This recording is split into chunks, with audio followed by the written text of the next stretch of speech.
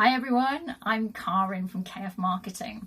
Now today I wanted to talk about websites. Lots of people have asked me recently, is it worth having a website? Should I bother? Should I update it? What should I be doing? So I thought today what I'd do is share my hot tips about websites, whether you should have one, and if you've got one, what you do with it. So let's start. You're on social media, you're online. Why do you need a website? Yeah, you know what? I can hear it right now. I sell on media, I sell on social, I reach loads of customers. Why would I need to bother with a website? And do you know what? That is a really good question and something that I get asked frequently. It's actually really, really important. Just this week, I was talking to a client who's about to set up her online shopping, and she's not looking to set up a website. She's going to do it through Facebook and through Instagram. And for many people, that's a really good place to start. They weren't sure whether it was worthwhile setting up a website, and you may be surprised by this, but recent research has shown that customers expect you to be online.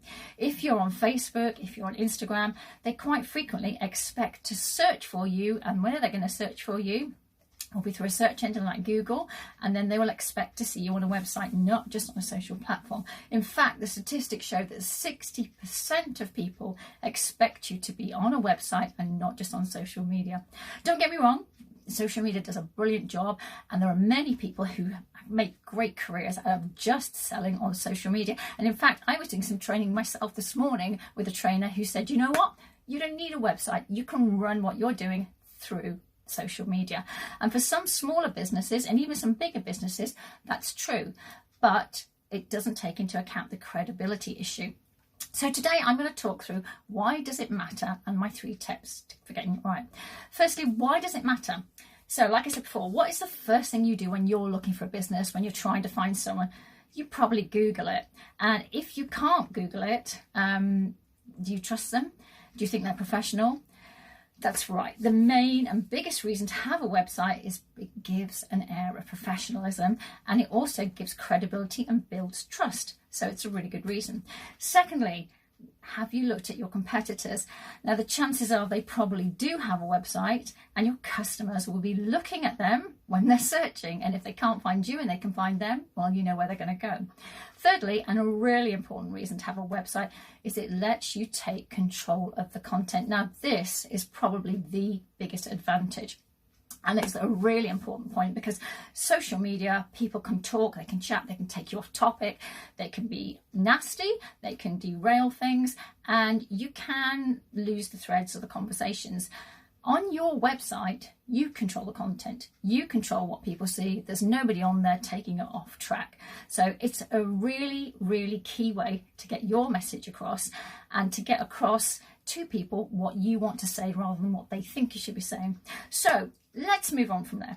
Let's assume that you've decided to set a worthwhile website up. You've gone ahead, you've done it. What do you need to do now?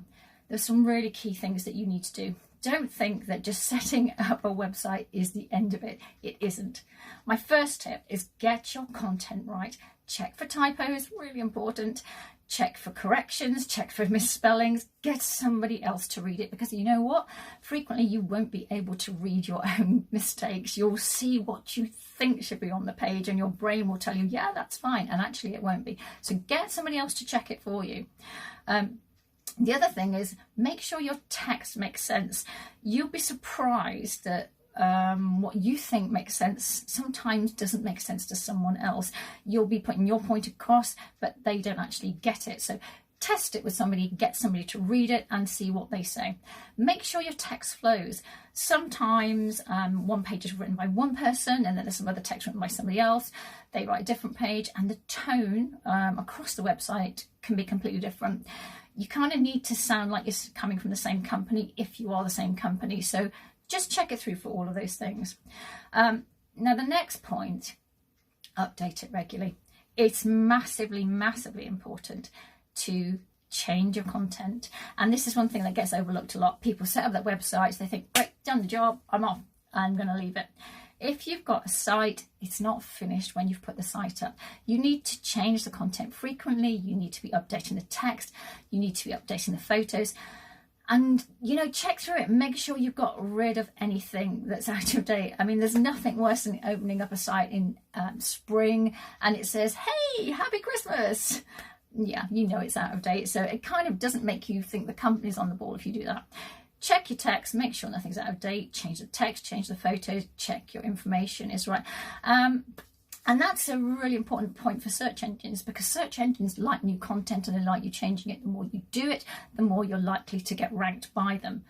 The third thing, and this one's really important, is to ask people that you know, other businesses, to link to your website. You'd be really surprised that one of the things that Google and other search engines like are what's called backlinks, which are links from other people's websites to your website. So get people you know in business to link to you, get your friends to link to you, get lots of other people to do that. And finally, when you've done all that, give people a reason to come back to your site. Link to it, reference it, write a blog, offer content that adds value, run special offers, write a newsletter, send it out to people.